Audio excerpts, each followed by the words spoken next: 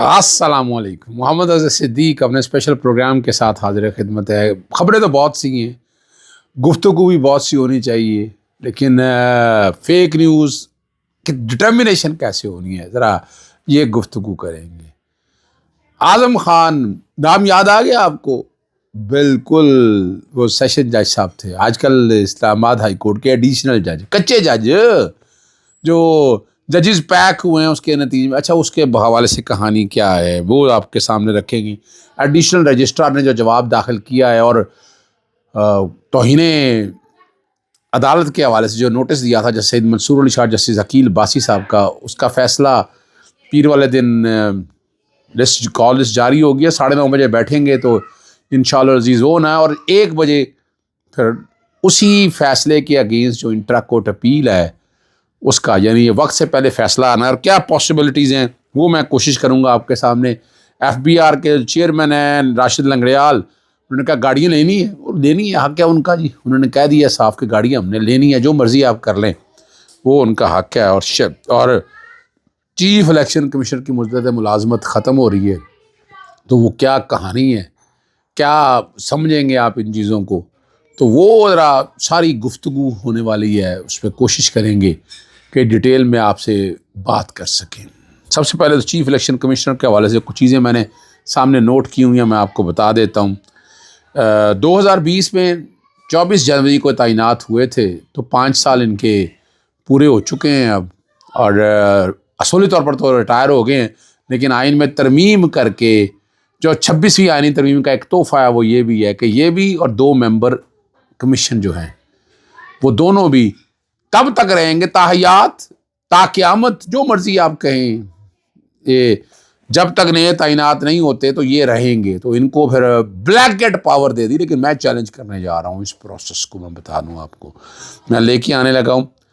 تنازع آپ کو یاد ہے یہ ڈسکا سے شروع ہوا تھا، اسجد ملی والا معاملہ یہ تھا، اور الیکشن کمیشن نے تسلیم کرنے سے انکار کر دیا تھا دوبارہ الیکشن. جو کہہ رہے ہیں نا کہ عمران خان سے اسٹیبلشمنٹ کے بڑی دوستیاں تھیں، یہ آپ دیکھیں اگر اسٹیبلشمنٹ ساتھ ہوتی تو یہ ہونا تھا. یہ میں ثبوت بتا رہا ہوں آپ کو، جو یہ کہتے ہیں کہ اسٹیبلشمنٹ ساتھ تھی یہ، اور چیف اور اس کے بعد پھر الیکٹرانک ووٹنگ مشین پہ اور ممنوعہ فنڈنگ کیس پہ ہوا. یاد ہوگا عمران خان صاحب کو توہین الیکشن کمیشن کے نوٹس، انٹرا پارٹی کے الیکشن تسلیم نہ کرنا، ٹھیک ہے نا جی، بلے کے نشان سے محروم کر دینا، اور اس کے بعد پھر آپ کو پتہ ہے کیا بنے تھے، جہیز کا سامان ملنا تھا، بینگن، مولی، پتہ نہیں، اور پاکستان کی سب سے بڑی ووٹ لینے والی جماعت بن کر ابھری تھی. اور 8 فروری کو جو الیکشن جس طرح کروائے انہوں نے، دھاندلی زدہ الیکشن، یہ اسی الیکشن کمیشن کا ذمہ آتا ہے. اور یاد ہے، اور ان کے رات میں خفیہ ملاقات کا بھی بہت چرچا تھا، وہ آپ کو یاد ہونا چاہیے، ٹھیک ہے نا جی. اور اعظم مزید تاڑر نے یا حکومت وقت نے کہہ دیا کہ ان کا تقرر آئین کے مطابق ہوگا، اور جب تک نئی تعیناتی نہیں ہوتی تو یہ کام کرتے رہیں گے. اچھا، اس میں کئی فیک نیوز ہے یا فیک نیوز نہیں ہے یہ، اچھا اس کے حوالے سے ایک موازنہ ذرا اکٹھا کیا میری ٹیم نے، وہ میں آپ کے سامنے رکھ رہا ہوں. اور کیا اس پہ پیکا ایکٹ کا اطلاق ہوگا؟ پنجاب کالج میں وزیر تعلیم نے جو کہا تھا بچی کے ساتھ زیادتی ہوئی، مریم صفدر نے کہا کہ بچی کے ساتھ زیادتی نہیں ہوئی. 26 نومبر کو گولی نہیں چلی، یہ اطاعت تاڑر کہتے تھے. 26 نومبر کو گولی چلی، یہ اسحاق ڈار کہتے ہیں. اب ہمیں طے کرنا پڑے گا نا کہ کون سا. یہ میں آپ کے سامنے چند مثالیں رکھی ہیں. شزا صاحبہ کے مطابق انٹرنیٹ سلو نہیں ہوا، جبکہ شرمیلا فاروقی کے مطابق انٹرنیٹ سلو ہوا. تو فیک نیوز کون سی ہے؟ تحریک انصاف بندی لگانے کا فیصلہ ہو چکا ہے، یہ اطاعت تاڑر کہتے تھے. تحریک انصاف بندی لگانے کے لیے معاملہ کابینہ کے سامنے گیا ہی نہیں، رانا ثناء اللہ کہتے تھے. اب سچ کون سی خبر آئے گی؟ موسو نقوی کہتے ہیں کہ چین مخالف تقریب میں نہیں گیا، دفتر خارجہ کہتے ہیں غلطی سے گئے. اس نیوز کو فیک نیوز کہا جا سکتا ہے؟ یہ فیصلہ آپ نے کرنا ہے، یہ میں نے نہیں کرنا. You are the better person to decide it. یعنی یہی سمجھیں اس بات کو کہ خدا را یہ آواز بند کرنے کا، اس حد تک بند کرنے کا اب آپ کے بس میں نہیں ہے. اس قوم کو سانس لینے دے، سکھ کا سانس لینے دے، کھلی فضا میں ہوا میں بات کرنے دیں، جو کہہ رہی ہے کرنے دیں، دل کی بھڑاس نکالنے دیں، مت رہنے دیں. یہ قوم آگے بڑھے گی، بڑا ٹیلنٹ ہے اس قوم کے اندر.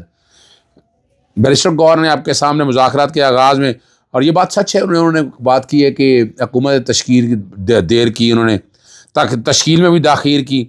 پی ڈی آئی کا وہی فیصلہ ہے جو عمران خان صاحب کرتے ہیں، یہ بات حقیقت ہے. اور حکومت سنجیدگی سے اگر کچھ کیا ہوتا تو یہ چیزیں سامنے آتی نا. سنجیدگی سے تو حکومت نے کچھ بھی نہیں کیا نا. ایک بھی کوئی مثبت قدم اگر اٹھایا ہو وہ آپ نے دیکھ لیا.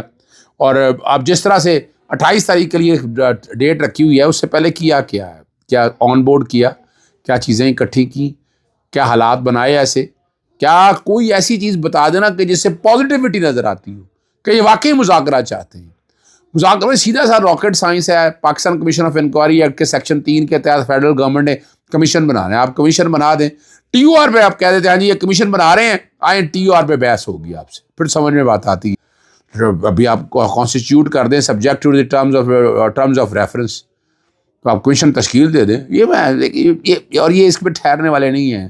ایک باندھ کی بولی بولتے ہیں، کچھ کہتا ہے ایک کہتا ہے کمیشن بن نہیں سکتا. 9 مئی سے ڈرے ہوئے ہیں، 26 نومبر سے ڈرے ہوئے ہیں. ہر طرح سے ان کی حالات جو ہے نا وہ بڑی ہونی ہے. دوسرے ایڈیشن سے جائے جو 9ویں اور 10ویں نمبر پہ ہے، ایک پہ تو آپ کو پتہ ہے وہ 28 تاریخ کو کیس کی سماعت ہونی ہے. توشہ خانہ 2 یا توشہ خانہ 3 جو کیس بنتا ہی نہیں ہے. کویشمنٹ کے حوالے سے بڑا کلیئرٹی کے ساتھ وہ کیس ہے، اور وہ بریت کا کیس ہے عمران خان صاحب کے حوالے سے. یعنی کویشمنٹ کا بریت ہوتا ہے، سزا ہوگی. تو اب اعظم خان کے پاس جو ہے نا وہ دوسرا ٹاسک سونپ دیا گیا ہے. جسٹس پہلے تو انعام امین منہاج صاحب تھے، اور اب سماعت کے لیے 13 جولائی کا فیصلہ تھا، یاد ہوگا، جس میں عدت کیس نیت سو نابود ہو گیا تھا. میں نے آپ کو پریڈکشن بھی دی تھی، میں نے کہا بھی تھا کہ اس میں کچھ نہیں ہے.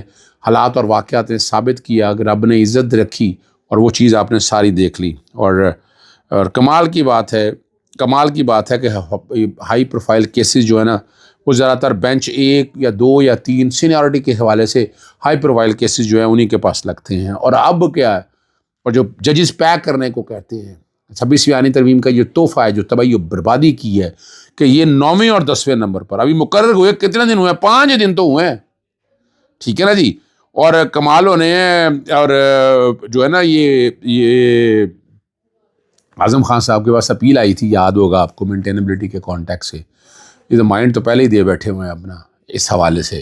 انہیں تو سننا نہیں چاہیے، اعتراض بھی رہے گا اس کے اوپر، لیکن یہ کہیں گے میں نہیں سننا ہے. یہ میں بتا دوں آپ کو، یہی کہیں گے کہ میں نے ہی سننا ہے. یاد رکھیے گا. لیکن باتیں تو پھر ساری ہونی ہیں. اور ایڈیشنل رجسٹرار کا جواب جو ہے نا کل توہین عدالت کمیشن کا جو فیصلہ ہونا ہے جسٹس سعید منصور علی شاہ، جسٹس عقیل باسی نے، اور انہوں نے کہا کہ جسٹس منصور علی شاہ اس کیس کے فیصلہ سنانے والے ہیں اور یہی دن مقرر کیا گیا. رجسٹرار نے کہا کہ جسٹس یحییٰ افریدی نے مجھے بینچ تبدیل کرنے کا نوٹ پیش کرنے کی ہدایت کی تھی. یہ لے جسٹس یحییٰ افریدی نے. اور جسٹس منصور علی شاہ کے بینچ کا جاری میرے خلاف توہین عدالت کا اظہار وجوہ کا نوٹس، وہ کہتے ہیں یہ بے بنیاد ہے.